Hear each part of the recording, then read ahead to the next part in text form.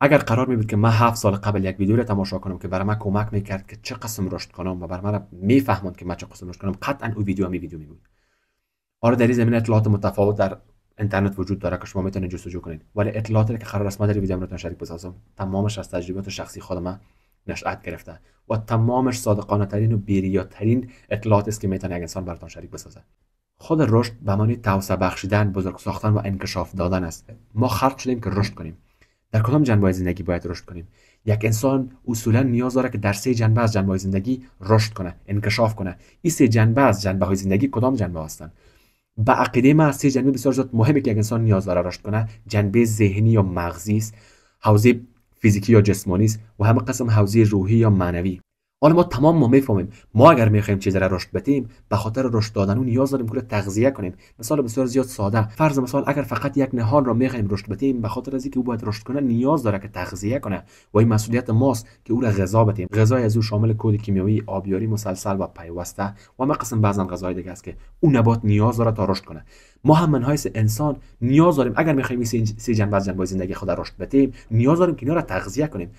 حالا اگر ما میخوایم که بود ذهنی خود را رشد بدیم، یعنی از لحاظ ذهنی و مغزی رشد کنیم، غذای ذهن ما چی است؟ ببین، به عقیده من و باور من، البته تنها باور من نیست بلکه ثابت شده است، اگر تو میخوای ذهنت رشد بدی، انکشاف بدی و اگر میخوای ذهنت تغذیه کنی، نیاز داری که کتاب بخونی، به ذهنت اطلاعات وارد کنی و این اطلاعات مسلما باید اطلاعات سالم و صحی باشه. تو اجازه نداری که ذهنت از اطلاعات غیر صحی پر کنی. یعنی چی اطلاعات غیر صحی؟ چی را شامل میشه؟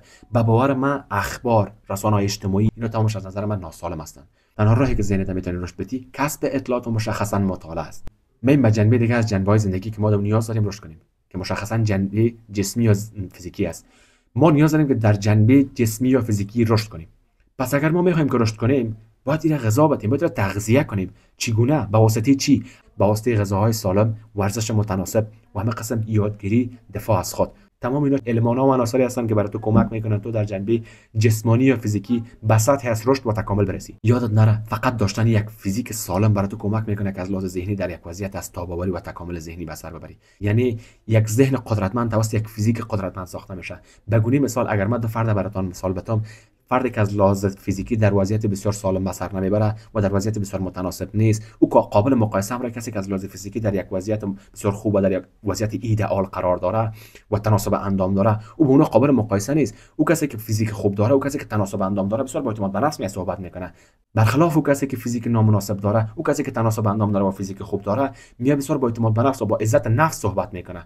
در طرف مقابل کسی که فیزیک خوب و تناسب اندام خوب و ایدئال نداره، تو نمیتونی انتظار داشته باشی که با اعتماد به نفس بالا و با عزت نفس بالا صحبت کنه. پس این چیزایی است که بسیار باید من در نظر داشته باشی. اینا چیزا بسیار زیاد مهم هستن. هر کس نمیگه اطلاعاتم رو تو شریک بسازه، ولی ما اومدیم تمام اینا رو شریک میسازیم. پس مطمئن شو که تمام اینا رو به گوشت میگیری. و ما آخرین جنبه و اما مهمترین جنبه زندگی که ما نیاز داریم من حیث انسان در اون جنبه از جنبه زندگی رشد کنیم و به سطح از تکامل برسیم. میفهمی چی است؟ هدف خلقت انسان اصولا رشد در همین جنبه از زندگی است. این جنبه شامل جنبه معنوی یا روحی میشه. یعنی چی؟ یعنی رشد در جهانی که قابل دید نیست، یعنی رشد جهان معنوی، یعنی رشدی که تو نمیتونی با چشم ببینی اما تو باید رشد کنی. اگر تو میخوای در این جنبه از زندگی رشد کنی، تو نیاز داری که تغذیه کنی، برای غذا بدی. غذای روحی یا غذای معنوی چی است؟ عبادت، مراقبه یا مدیتیشن، وصل شدن با خداوند، عزلت، گوشه‌نشینی. بالاخره هر کس راه خود انتخاب کرده که از لحاظ روحی و از لحاظ معنوی خود به سطح از تکامل و رشد برسانه. ببینید مهمترین بخش و جنبه زندگی است که یک انسان باید رشد کنه. بسیاری کسایی که موفق خود را خطاب میکنن ولی از نظر ما مسلمانان موفق نیستن، تنها دلیلی که ما اونها را موفق خطاب نمیکنیم این است که اونها در حوزه معنوی و روحی به سطح از تکامل و رشد نرسیدن. پس ما نیاز داریم خود را تغذیه کنیم و در این حوزه از حوزه زندگی به رشد و تکامل برسیم. امروز اکثریت مردای جوانی که در افغانستان زندگی میکنن در یک حالت از بی‌انگیزگی فلج کننده به سر میبرن. ببین جوانی که امروز این ویدیو رو میبینی، ببین انسان اصولا یک چیز را فقط زمانی تعمیر میکنه، زمانی که او چیز تخریب شده باشه، خراب شده باشه. مثلا من اینی موبایل فقط زمانی پیش تعمیر کار میبرم، پیش کسی که تعمیرش کنه، فقط زمانی که موبایل عوارض کرده باشه و تخریب شده باشه.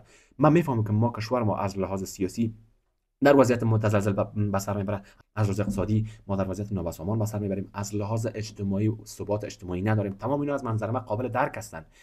ولی امروز که جامعه خراب است، ما باید اقدام کنیم که تعمیرش کنیم. جامعه متشکل از توده‌های از مردم است. توده‌های از مردم متشکل از افراد است. افراد مستم تو هستی که ویدیو رو می‌بینی. اگر من و تو خود را تعمیر کنیم، اگر تو خود را تعمیر کنی، اگر من خود را تعمیر کنم، خود رشد بدیم، در نتیجه تودای از مردم رشد میکنه. وقتی که تودای مردم رشد کرد، اجتماع رشد میکنه. در نهایت ختم به این میشه که جامعه و کشور رشد کنه. بس نمیتونیم که ما انتظار داشته باشیم که دولت در حق ما مهربان شه و بیا بر ما وضعیت ما را خوبتر بسازه. ببین به مدت طولانی پدرکلان ما، پدر ما تو منتظر بودیم که این کار صورت بگیره، ولی نشد. و نمیشه انتظارم نداشته باش که شب در آینده، در 80 سال آینده انتظار نداشته باش که وضعیت کشور خوب شه. لطفا تو خودت را خوب بساز. زمانی که تو خودت را خوب میسازی، این ختم به این میشه که کشور ما خوب شه. اگر علاقه‌مند مسائل رشد فردی هستی و میخوای بیشتر از این ویدیو ببینی، مطمئن شو که چنل ما را سابسکرایب میکنی تا از ویدیوهای بعدی بی خبر نمانی.